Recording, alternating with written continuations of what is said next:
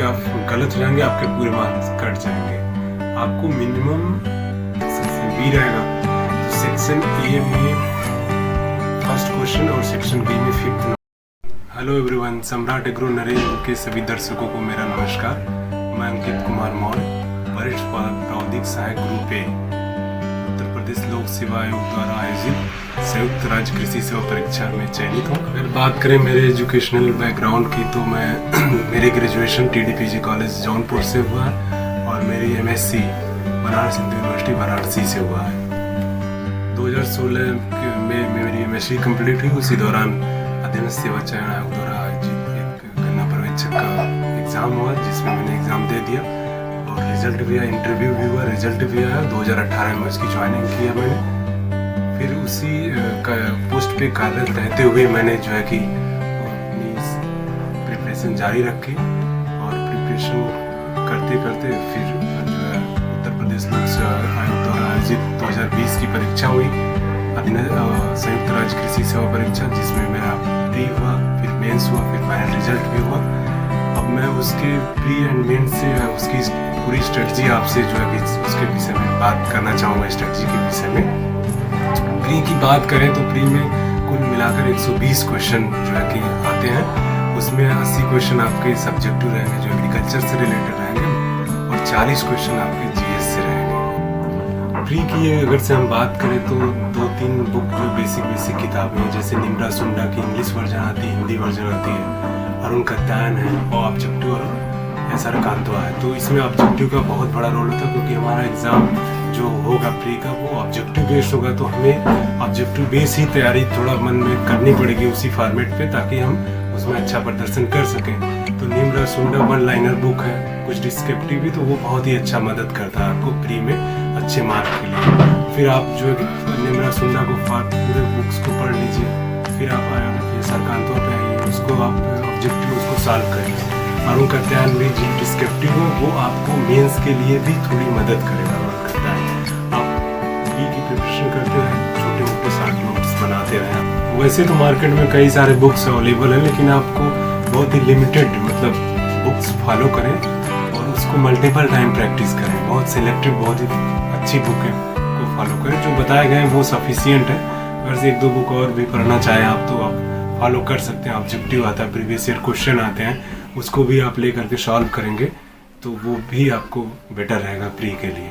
अब बात मेंस की करें तो मेंस के लिए आपको एक पर्टिकुलर सब्जेक्टिव होता है मेंस, उसमें हिंदी के भी एक पेपर होता है और निबंध भी आपको लिखना होता है। तो हिंदी के लिए आपको एक आदित्य पब्लिकेशन की बुक आती है, उससे आप हिंदी की अपनी प्रिपरेशन कर सकते हैं। और रही बात निबंध की, तो दृष्टि के निबंध की बुक आती है और डेली आप न्यूज़पेपर पढ़ें। जनसत्ता का मैंने फॉलो किया था, तो जनसत्ता में एडिटोरियल जो पार्ट होता है उसमें उसको आप डेली रूटीन में फॉलो करेंगे। और उसको एक रही बात उसमें सिलेबस की, तो बात करें हम हिंदी 2 ही होते हैं सेक्शन, एक तो हिंदी का पेपर होता है, एक सब्जेक्टिव होता है। अब हम बात करेंगे हिंदी का, तो हिंदी में हमें 2 सेक्शन मिलेंगे।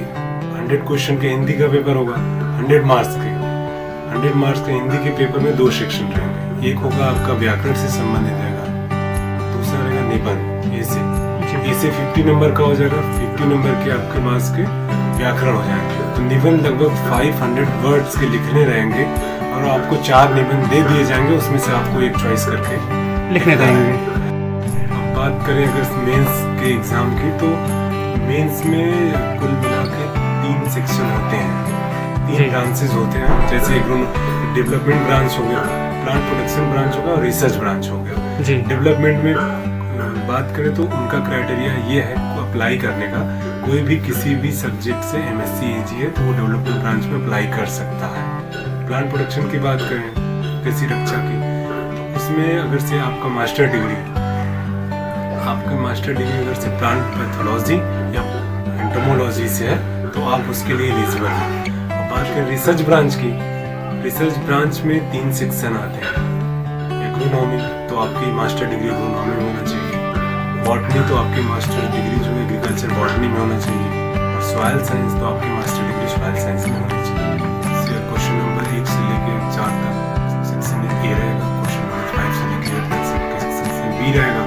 तो सेक्शन ए में फर्स्ट क्वेश्चन और सेक्शन बी में 5th नंबर क्वेश्चन कंपलसरी रहेगा। एक सेक्शन में मिनिमम 2 क्वेश्चन कंपलसरी रहेंगे। सेक्शन नंबर ए में आप जैसे ये समझे मोटे तौर पे कि एक सेक्शन में 4 क्वेश्चन है, मान लीजिए चारों क्वेश्चन इजी हैं, हमको चारों आ रहे हैं, और सेक्शन बी से हमने 1 क्वेश्चन लिया, सेक्शन ए से चारों क्वेश्चन कर लिया, तो ये आप गलत हो जाएंगे, आपके पूरे मार्क्स कट जाएंगे।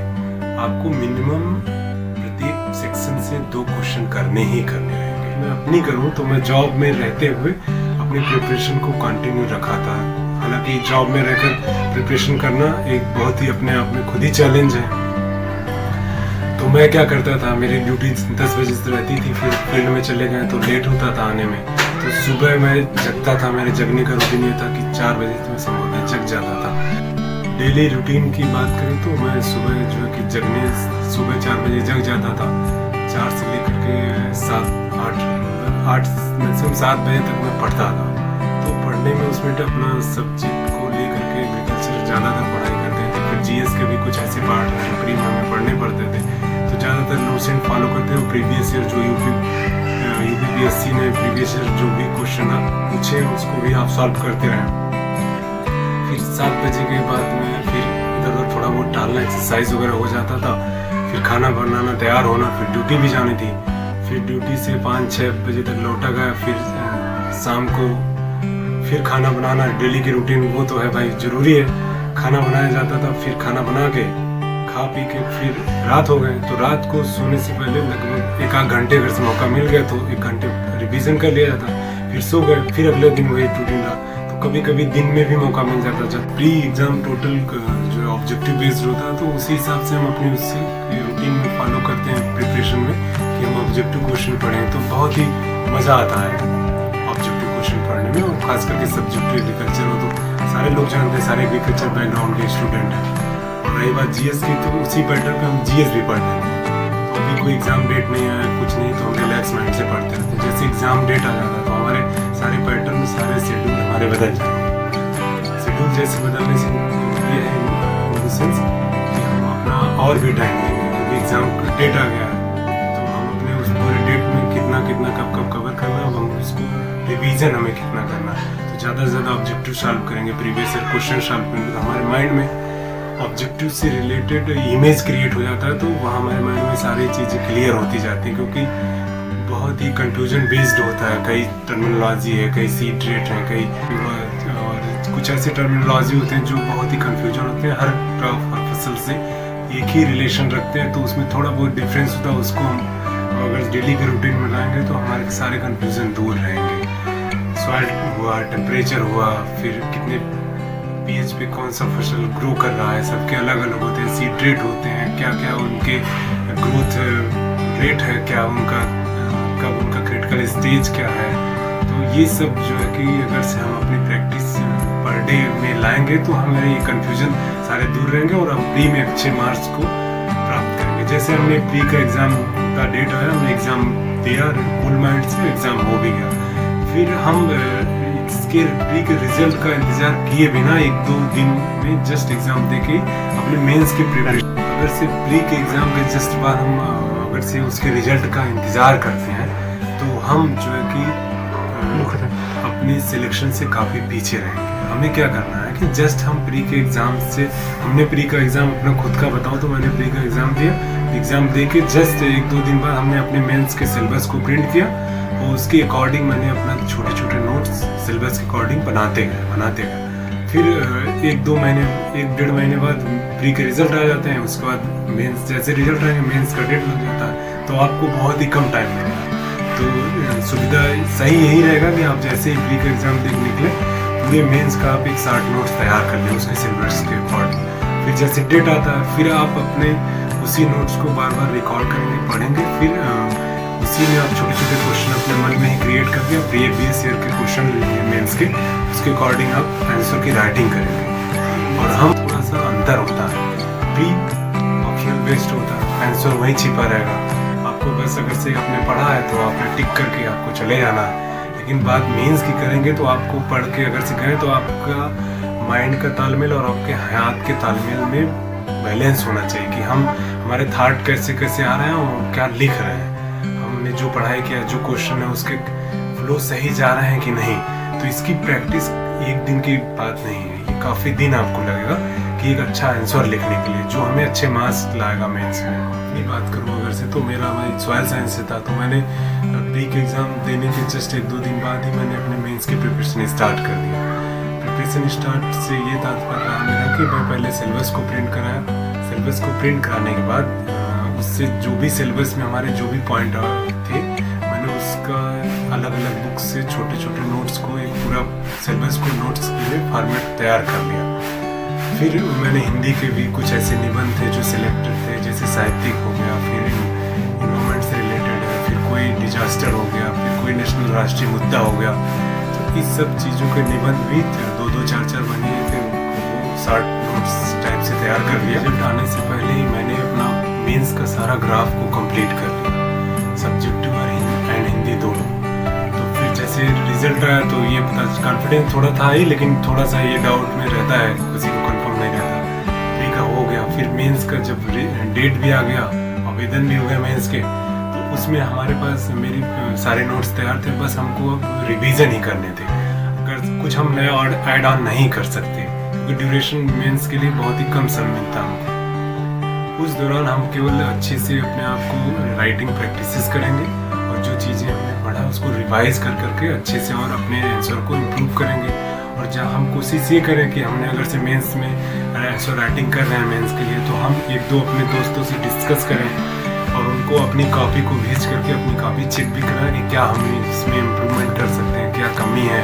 तो अपनी कमी खुद से दिखती नहीं तो दूसरा ही है। जैसे मेंस का डेट आ गया, फिर मेरे पास 20 से 25 दिन रह गए जब, तो मैंने अपने जॉब से छुट्टी ले ली, चले गए BHU हॉस्टल। वहाँ भी 2-3 ऐसे दोस्त थे जो मेंस लिख रहे थे, तो उनका साथ मिला। तो हम लोग क्या करते थे कि अपना शेड्यूल तैयार किया कि कब जाना है, कब लाइब्रेरी जाना है, कितने समय क्या पढ़ना है। तो सारा हम लोगों ने अपना शेड्यूल तैयार कर लिया, उसके मुताबिक हम लोग उसको फॉलो करने लगे। अब मैं बताऊँ अपनी बात, तो हम लोगों ने क्या किया था, 7 से तकरीबन 1 बजे दोपहर तक हम लोग लाइब्रेरी में स्टडी करते थे। स्टडी कर लिया, फिर दोपहर में आया, लंच किया, 1-1.5 घंटे लंच हो गया। उसके बाद फिर 2 बजे पहुंच जाते थे लाइब्रेरी। 2 से 8 फिर हम लोग लाइब्रेरी में पढ़ाई करते थे, और फिर 8 बजे वापस आ जाते थे। फिर 1-1.5 घंटे हम लोग डिनर करके टहल के रिलैक्स होते थे। फिर डिनर कर लिया तो फिर 9:30 और 10 से फिर हम लोग क्या करते थे कि हिंदी पे डिस्कशन करते थे। हिंदी में जो इन द सेंस की बात करें, जैसे मुहावरे हो गए, पर्यायवाची हो गए, विलोम हो गया, शुद्ध अशुद्ध हो गया, तो मुजवानी हम लोग एक दूसरे से आपस में डिस्कस करना, एक दूसरे से पूछना, तो इससे और हमारा रिवीजन होता रहा। फिर उसी दौरान हम लोगों ने निबंध की भी प्रिपरेशन करते थे, जैसे 1-2 कोई अच्छी लोकोक्ति या कोई अच्छी लाइन हो गया या कोटेशन हो गया, हमें लास्ट में क्या ऐड करना, किसी निबंध में, किसी निबंध में हम फर्स्ट लाइन में क्या ऐड करेंगे, जिससे हम अपने निबंध को और भी प्रभावशाली बना सकें।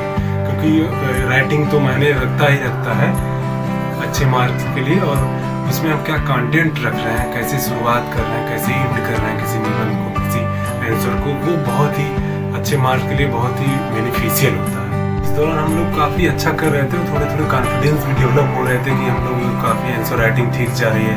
एक दूसरे की कॉपी चेक करना, क्या कैसे किनकी राइटिंग में क्या मिस्टेक हो रहा है, क्या आंसर में क्या वर्ड्स ओवर ऐड हो जाए तो ये प्रभावी होगा आंसर राइटिंग। सब्जेक्टिव में क्या किस फॉर्मेट में हम लोग लिखें, क्या फ्लो चार्ट ऐड करने कि हमारा आंसर और भी प्रभावी हो। फिर हम लोग जब ऐसे करते करते एग्ज़ाम के पीरियड में तकरीबन मेंस एग्ज़ाम के लिए 10 दिन रह गए, तो फिर हम लोग आपस में ही कुछ क्वेश्चन ऐसे प्रीवियस ईयर क्वेश्चन को लेकर के अपने हिसाब से कुछ ऐसे क्वेश्चन को डिज़ाइन किया गया। फिर एक दूसरे को वो क्वेश्चन डिस्ट्रीब्यूट कर दिया जाता था, फिर उसमें बॉन्ड किया जाता था कि इतने क्वेश्चन दिया जा रहा है आपको, और एक दूसरे को दिया जाता था टाइम बॉन्ड के अंदर उसको हल करना है। फिर एक दूसरे की अलग अलग पर्सन एक दूसरे की कॉपी को चेक करते थे, क्या क्या कमी है, क्या क्या उसमें इम्प्रूवमेंट हो सकता है, उनके आंसर में कितने मार्क्स मिलने तो हो सकता है, क्या ऐड ऑन हो सकता है इसके संबंध में। फिर ऐसे एक तकरीबन एग्ज़ाम के 2-3 दिन पहले तक हम लोगों ने ये बहुत ही अच्छे से किया। सफर रहा है मेरा अब तक का, ये दूसरा जॉब रहा है, तो अपने एक्सपीरियंस बेस पे मैं कुछ जो एक्सपीरियंस हैं उनको मैं बताना चाहूँगा कि अपनी तैयारी को, जो भी उनके पास समय है, अपने समय को अच्छे से यूटिलाइज करें। और सबसे बड़ी बात है, इस समय जितने भी युवा पीढ़ी है, सोशल मीडिया या जो भी चीज़ें हैं उसमें अपना एक डिसाइड कर लें कि कितने टाइम हमें क्या करना है। आप बहुत ही कम चीज़ों को दूर रहें, इन सब चीज़ों से अपने पूरे मतलब शेड्यूल में डिसिप्लिन रखें और अपनी तैयारी में कंटिन्यूटी रखेंगे तो आगे चल के आपका सिलेक्शन तय रहेगा, क्योंकि मेहनत कभी बेकार नहीं जाती है किसी की। और रही बात जो है कि सिलेक्शन की या एग्ज़ाम की पीरियड की, तो आप लोग उस पर फोकस न करके अपने एग्ज़ाम मतलब अपनी तैयारी पे फोकस करें। अंत में हम आप लोगों से यही कहना चाहते हैं कि अगर से हम अपने पूरे अनुशासन के साथ अपनी स्टडी को कंटिन्यू करते हैं तो सफलता हमारी निश्चित है।